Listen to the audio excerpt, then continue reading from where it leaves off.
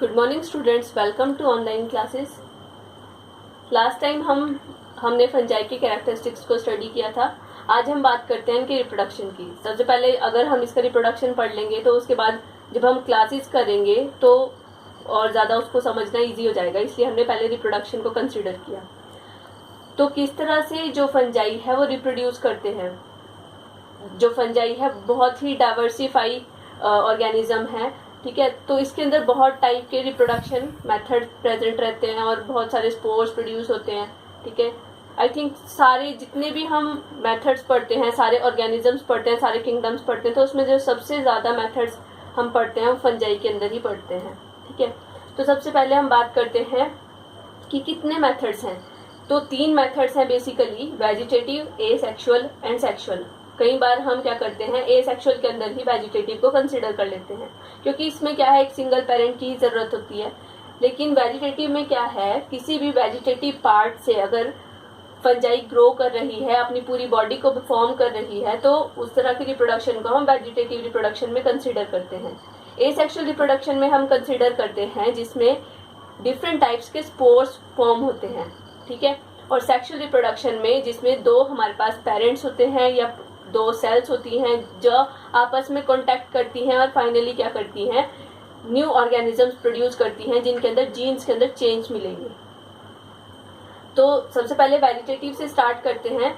इसमें वेजिटेटिव जो रिप्रोडक्शन है उसके लिए फर्मेंटेशन होती है। सबसे पहले तो फ्रेगमेंटेशन में क्या होता है, जो हमारी फंजाई का फिलामेंट है, ठीक है। ज्यादातर हमारी फंजाई किस फॉर्म में एग्जिस्ट करती है, फिलामेंटस फॉर्म में। सिर्फ एक ही एक्सेप्शन है, वो है ईस्ट की, जो कि यूनिसेलुलर है, ठीक है। तो फ्रेगमेंटेशन की फॉर्म में ये क्या करती है, जो इसका फिलामेंट है, फिलामेंट का अगर कोई भी पार्ट टूट जाता है तो टूटने के बाद अगर उसको कहीं सबस्ट्रेटम मिलता है, ग्रो कर सकता है वो, ठीक है, वो क्या करेगा, पूरी प्लांट बॉडी बना देगा वहां से डिवाइड कर करके। तो फ्रेगमेंटेशन में इस तरह से फंजाई ग्रो करती है। दूसरा मेथड है बडिंग। बडिंग जनरली ईस्ट में देखने को मिलती है। ईस्ट क्या करती है, ईस्ट एक यूनिसेलुलर सेल है। ये क्या करती है, अपने ऊपर अपने साइज को इंक्रीज करती है, अपने न्यूक्लियाई को डिवाइड करती है और एक बर्ड के अंदर उसको ट्रांसफर कर देती है और उसका साइज भी ग्रो करने लग जाता है, ठीक है। और वो क्या करती है, वो बर्ड वहां से टूट के सेपरेट हो जाती है और एक इंडिविजुअल में चेंज हो जाती है। बट कई बार क्या होता है, ईस्ट में इस तरह से बहुत सारे बर्ड्स एक ही सेल के ऊपर बहुत सारे बर्ड्स दिखाई पड़ते हैं, ठीक है। तो इस कंडीशन को बोलते हैं स्यूडोमाइसीलियम। मतलब प्रॉपरली ये माइसीलियम नहीं है लेकिन स्यूडोमाइसीलियम है। स्यूडो का मतलब होता है फॉल्स, ठीक है। तो एक फॉल्स माइसीलियम की अपीयरेंस ईस्ट देता है। तो वो उस टाइम क्या कर रहा होता है, बडिंग कर रहा होता है। तीसरा मेथड है फिशन।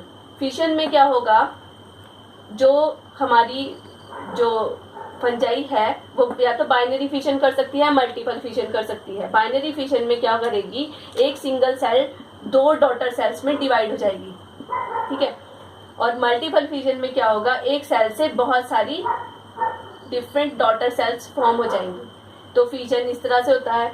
इसके अलावा फंजाई के अंदर वेजिटेटिव रिप्रोडक्शन के लिए स्क्लेरोशिया एक बॉडी होती है, ठीक है, हार्ड बॉडी होती है, हार्ड मास होता है। उसका भी अगर कोई पार्ट टूट जाता है तो वो भी फर्दर ग्रो करके क्या करता है, जो इसकी बॉडी है वो फॉर्म कर सकता है, न्यू इंडिविजुअल फॉर्म कर सकता है, ठीक है।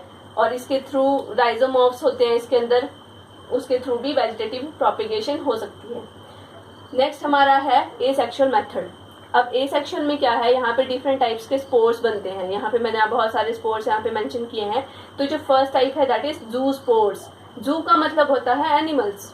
तो एनिमल्स का क्या फीचर है कि वो मूव कर सकते हैं। तो जू स्पोर्स का क्या फंक्शन है कि या इसका कैरेक्टर है कि जू स्पोर्स वो स्पोर्स होते हैं जो मूव कर सकते हैं। These are motile spores. इनके पास फ्लैजिला होते हैं, ठीक है। तो फ्लैजिला की भी हमने बात की है कि किस तरह के फ्लैजिला इसके अंदर प्रेजेंट हो सकते हैं। तो ये जो फ्लैजिला है, इस फ्लैजिला के थ्रू ये क्या करते हैं, मूव कर सकते हैं। तो जो लोअर फंजाई है हमारी, उनके अंदर जू स्पोर्स प्रेजेंट होते हैं। जैसे हमारी फाइकोमाइसिटीज हैं, उनके अंदर जू स्पोर्स कॉमनली पाए जाते हैं, जिसके थ्रू ये प्रोपिगेशन करते हैं। दूसरे हैं हमारे पास स्पोरेंजियोस्पोर्स। स्पोरेंजियोस्पोर्स में क्या होगा, ये नॉन मोटाइल स्पोर्स होते हैं, ये लगते कहाँ हैं, स्पोरेंजिया के ऊपर लगते हैं। जो स्पोरेंजिया है वो स्पोरेंजिया कहाँ लगते हैं, स्पोरेंजियोफोर्स के ऊपर लगते हैं। ठीक है, स्पोरेंजिया वो स्ट्रक्चर्स होते हैं जो कि स्पोर्स को बियर करते हैं, और जिन स्ट्रक्चर्स को स्पोरेंजिया बियर करते हैं उन्हें कहते हैं स्पोरेंजियोफोर्स। ठीक है, फोर का मतलब बियरिंग। तो ये नॉन मोटाइल स्पोर्स होते हैं। ये स्ट्रक्चर आप यहाँ पे देख रहे हैं, ये क्या है, एक स्पोरेंजियोफोर है पूरा स्ट्रक्चर। इसके ऊपर ये स्पोरेंजिया लगा होता है, ये एक स्ट्रक्चर को स्पोरेंजिया बोलेंगे। ये कॉल्यूमेला होता है इसका, और इसके चारों तरफ यहाँ पे क्या बनते हैं, डिफरेंट टाइप्स के स्पोर्स बनते हैं। बहुत माइन्यूट स्पोर्स यहाँ पे बनते हैं। तो एक टाइम ऐसा आता है ये बर्स्ट हो जाते हैं। ठीक है, ये स्पोरेंजिया बर्स्ट होगा और इसके अंदर से बहुत सारे जो स्पोर्स हैं वो लिबरेट हो जाएंगे। लिबरेट होने के बाद वो कहीं भी किसी भी सबस्ट्रेटम के ऊपर गिर सकते हैं। अगर वहाँ पर उनको प्रॉपर एनवायरनमेंट मिलता है, प्रॉपर न्यूट्रिशन मिल जाता है, तो वहाँ पर वो ग्रो करके नई फंगस के रूप में ग्रो कर सकते हैं। तो जो हमारी लोअर फंजाई है उसमें स्पोरेंजियोस्पोर्स बनते हैं। ज़्यादातर जो जाइगोमास्टीज के मेंबर्स हैं उनके अंदर स्पोरेंजियोस्पोर्स बनते हैं। तो इसमें एग्जांपल है हमारे पास राइजोपस। ठीक है, तो जो राइजोपस है, राइजोपस का ही ये स्ट्रक्चर दिखाया है। राइजोपस कैसा है, एसेप्टेट फिलामेंटस फंजाई है एक, जिसके ऊपर स्पोरेंजियोस्पोर्स लगते हैं। स्पोरेंजियोफोर्स के ऊपर स्पोरेंजिया लगते हैं, स्पोरेंजिया के ऊपर अंदर स्पोरेंजियोस्पोर्स हैं वो लगेंगे। ठीक है, उसके बाद आते हैं कोनिडिया। कोनिडिया क्या होते हैं, ये भी नॉन मोटाइल स्पोर्स होते हैं। ये एक्सोजिनसली ग्रो करते हैं। एक्सोजिनसली ग्रो करने का मतलब है ये बाहर की तरफ को ग्रो करेंगे। एक तो स्ट्रक्चर्स होते हैं कि जैसे अंदर की तरफ ही वो ग्रो कर रहे हैं, कि अंदर की सेल्स ने ही डिवाइड करके बहुत सारे स्पोर्स बना दिए, वो होते हैं एंटोजिनसली ग्रो करने वाले स्पोर्स। एक होते हैं जो बाहर की तरफ को ग्रो करते हैं, उन्हें कहते हैं एक्सोजिनसली ग्रोइंग स्पोर्स। तो ये एक्सोजिनसली ग्रो करते हैं कोनिडिया, और जिन स्पेशल स्ट्रक्चर्स के ऊपर ये ग्रो करते हैं उन्हें बोलते हैं कोनिडियोफोर्स। ठीक है, कोनिडिया को बियर करने वाले स्ट्रक्चर्स कोनिडियोफोर्स। तो यहाँ पे जैसे एस्परजिलस शो किया है, एस्परजिलस या पेंसिलियम भी आपने सुना है, पेंसिलियम में भी इसी तरह से कोनिडिया लगते हैं। तो इन स्ट्रक्चर्स को हम बोलते हैं कोनिडियोफोर्स। ये इसका माइसीलियम होगा। जब भी इसको प्रॉपर फूड मिल जाएगा, इसको रिप्रोड्यूस करना है, तो क्या करेगा, ये फूड सेल से एक कोनिडियोफोर ग्रो करना स्टार्ट करेगा। इसके अंदर बहुत सारे न्यूक्लियाई फॉर्म होने शुरू कर जाएंगे, बहुत सारे न्यूक्लियाई यहाँ पर डिवाइड हो जाएंगे, और यहाँ पर ये स्ट्रक्चर्स बनते हैं, बेसल सेल्स बनती हैं, जिनमें से इस तरह से स्पोर्स बाहर की तरफ को ग्रो करना स्टार्ट करते हैं। तो ये क्या बन रहे हैं यहाँ पर, कोनिडिया। जैसे ये कोनिडिया यहाँ से टूट के लिबरेट हो जाता है, वो किसी सबस्ट्रेटम के ऊपर जाएगा और वहां पर जाकर बहुत सारे पेंसिलियम के फिलामेंट्स फॉर्म कर देगा। ठीक है, ये एस्परजिलस का स्ट्रक्चर है, तो ये एस्परजिलस फॉर्म कर देगा। तो इस तरह से जो कोनिडिया है वो एसेक्सुअल मेथड के थ्रू प्रोपेगेशन करने में हेल्पफुल होते हैं। इसके बाद आते हैं ओइडिया। अब क्या होता है, कोई भी सेल है, कोई भी फिलामेंट है, उसको अगर हाई कंसंट्रेशन मिलती है शुगर की, सॉल्ट्स की, या एक्सेस वाटर है, तो उस कंडीशन में क्या होगा, जो इसका फिलामेंट होगा, फिलामेंट क्या करेगा, फ्रेगमेंटेशन कर जाएगा। ठीक है, फ्रेगमेंटेशन करने के बाद क्या होगा, सेल्स सेपरेट हो जाएंगी और ओइडिया फॉर्म करेगी। यहाँ पे ये एसेप्टेट फिलामेंट था, एसेप्टेट फिलामेंट ने फ्रेगमेंटेशन करी और यहाँ से ये एक एक सेल की फॉर्म में जो ओइडिया है, ये इनको आर्थ्रोस्पोर्स भी कहते हैं, आर्थ्रोस्पोर्स। ठीक है, तो ये स्पोर्स क्या होंगे, यहाँ से लिबरेट होते जाएंगे और जैसे ही किसी सबस्ट्रेटम पर गिरेंगे वहां पर ये ग्रो करेंगे, रीजनरेट करेंगे और वहां पर क्या करेंगे, पूरा फिलामेंट फॉर्म कर देंगे।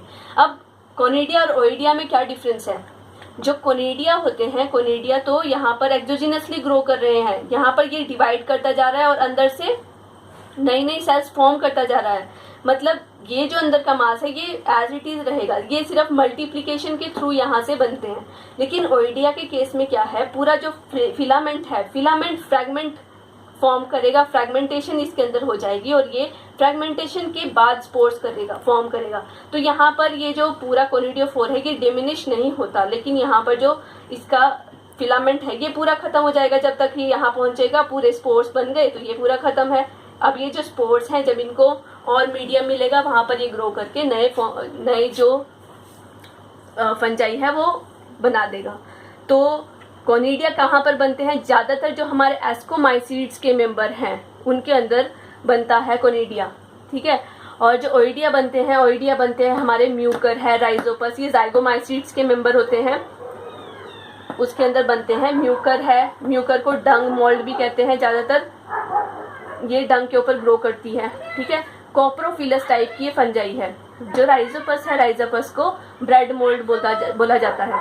आप कई बार नोटिस करोगे कि कई बार आप क्या करोगे, देखते हैं कि अगर ब्रेड काफ़ी दिनों तक रखी है, उसमें मॉइस्चर आ गया है, तो उसमें आप वाइट कलर के थ्रेड्स देखते हो। तो अगर उन वाइट कलर के थ्रेड्स को आप माइक्रोस्कोप के अंडर ऑब्जर्व करोगे तो वहाँ पर आप क्या देखोगे, वो कौन सी फंजाई है? वो है राइजोपस। कुछ टाइम के बाद वो ब्लैक हो जाती है, ठीक है। तो वो जो वाइट थ्रेड्स होंगे वो राइजोपस के होंगे।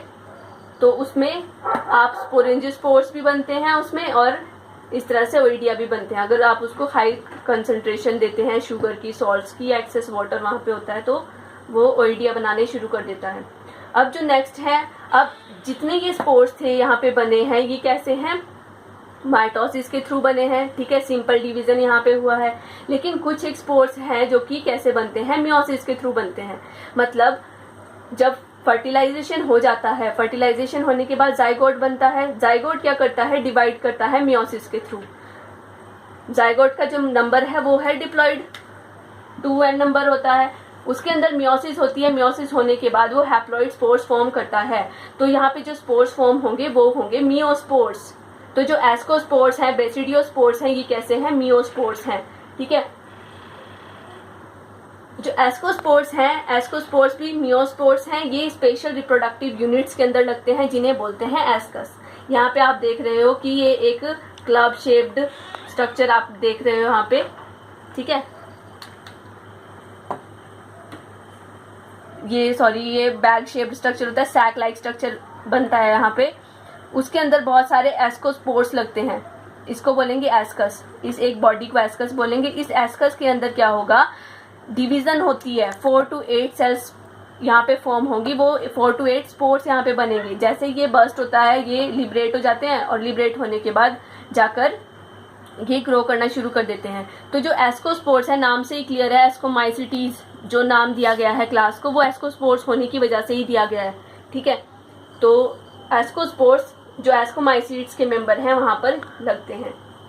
तो इनका नंबर याद रखना है आपने। एक तो ये मियोस्पोर्स होते हैं और ऊपर से 4 to 8 स्पोर्स यहाँ पे प्रोड्यूस होते हैं। बेसिडियोस्पोर्स की बात करते हैं तो बेसिडियोस्पोर्स भी क्या है? मियोस्पोर्स हैं। ये भी क्या है? जाइगोट की अंदर मियोसिस हुई, मियोसिस के बाद ये फॉर्म होते हैं।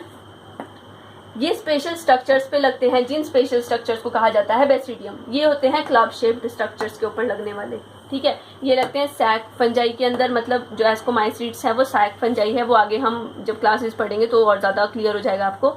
तो बेसिडियोमाइसिड्स बेसिडियम के अंदर लगते हैं और एक्सोजिनसली ग्रो करते हैं। ये 4 होते हैं नंबर में। ये क्लब शेप्ड स्ट्रक्चर है, ठीक है। बेसिडियोमाइसिड्स को क्लब फंजाई बोलते हैं और उसके ऊपर इस तरह से बेसिडियोस्पोर्स लगते हैं, ठीक है। इसके अलावा कई ऐसे स्पोर्स भी होते हैं जो कि डाइकैरियोटिक फेज में होते हैं, ठीक है। Dikaryotic spores. डाइकैरियोटिक स्पोर्स का मतलब क्या है? कुछ स्पोर्स ऐसे होते हैं, मान लिया जाइगोट बना, जाइगोट बनने से पहले, मतलब फ्यूजन नहीं हुआ, फ्यूजन होने से पहले जबकि 2 फंजाई आपस में क्या करी, उनका प्लाज्मा फ्यूज हुआ। वो सेक्सुअल रिप्रोडक्शन में हम पढ़ेंगे। तो प्लाज्मा फ्यूज होने से क्या हुआ? दोनों न्यूक्लियाई थे, दोनों सेल्स के न्यूक्लियाई एक ही सेल के अंदर आ गए, और यहाँ पर क्या हुआ? ये एक स्पोर की फॉर्म में काफी टाइम तक यहाँ पर रेस्टिंग पीरियड में चला गया। तो इन स्पोर्स के अंदर क्या है? डाइकैरियोटिक फेज है। कैरियोन का मतलब होता है न्यूक्लियस, डाइमेंशनल 2, तो 2 न्यूक्लिएटेड स्टेज यहाँ पे बन जाती है इन स्पोर्स के अंदर। तो इन्हें बोलते हैं बाइन्यूक्लिएटेड्स या डाइकैरियोटिक स्पोर्स, ठीक है। तो ये ज़्यादातर हमारे जो पक्सीनिया है, एक फंजाई, PUSSINIA, पक्सीनिया, उसके अंदर बहुत सारे स्पोर्स बनते हैं। तो जो बाइन्यूक्लिएटेड या डाइकैरियोटिक स्पोर्स हैं वो पक्सीनिया के अंदर बनते हैं। वो यूरेडोस्पोर्स होते हैं और टीरियोस्पोर्स होते हैं, ठीक है।